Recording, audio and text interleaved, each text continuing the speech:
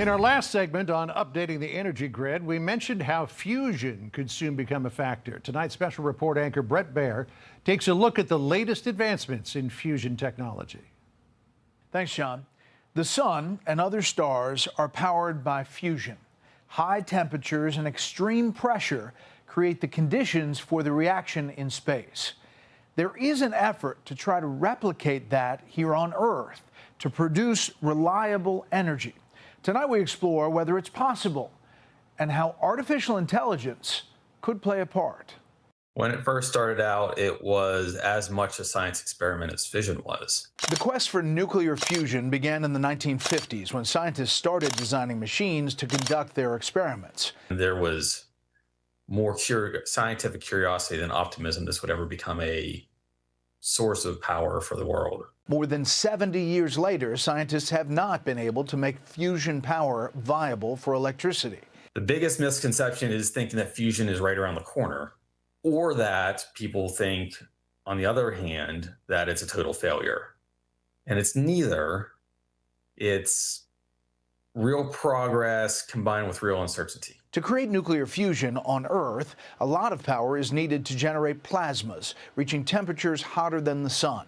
And right now, the machines consume more energy than they produce. So that's not a power plant. You don't want to build that as a power plant. That's a power user.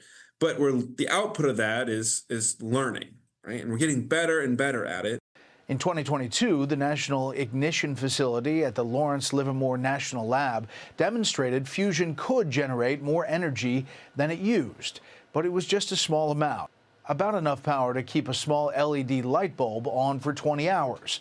Scientists also estimate it takes about 100 times more energy to run the facility than the amount used in the experiment. NIF put in enough energy to power roughly 1,000 homes and got enough out to power an LED, because the overall system has inefficiency. Critics say fusion power has been 20 years away for decades now, but Commonwealth Fusion Systems is hoping to change that timeline, saying they could have a viable reactor by the early 2030s.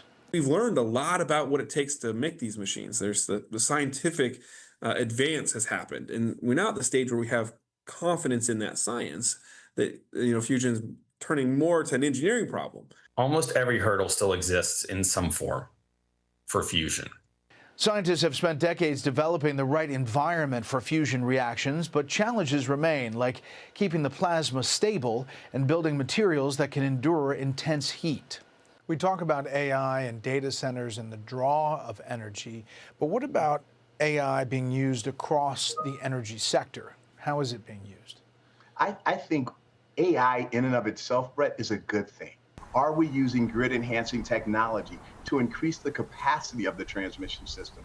What are we doing to serve our customers more intuitively? All of that is coming with the advent of AI and the technology, and we need to utilize that as energy companies. Artificial intelligence is changing fusion research, too. Whether that's to make the computer simulations run faster or to make the control systems for the plasma able to react faster, gain insights in how to build the machines. And so you see that in our company, but in fusion labs around the world, that AI is having an accelerating factor in this whole field.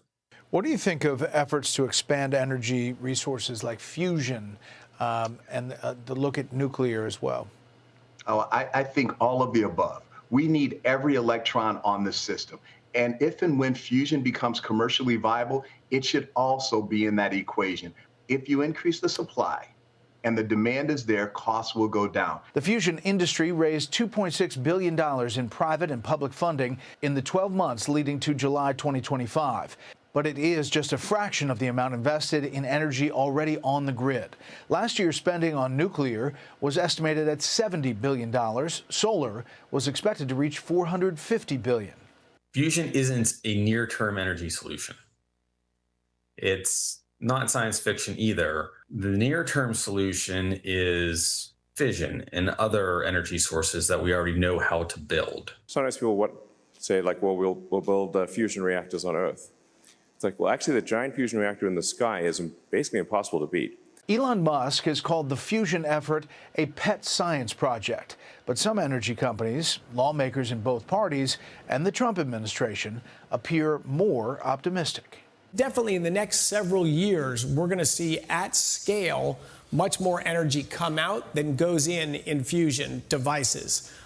It's a little bit of time after that to make it commercial and machines and all that, but it's coming. It's not a maybe someday, always 20 years away thing. Yeah. Watch the news. Fusion energy in the next 4 years is going to be very exciting. From energy found in the stars to a source found underground, we look at how artificial intelligence is helping with the search for geothermal energy sources.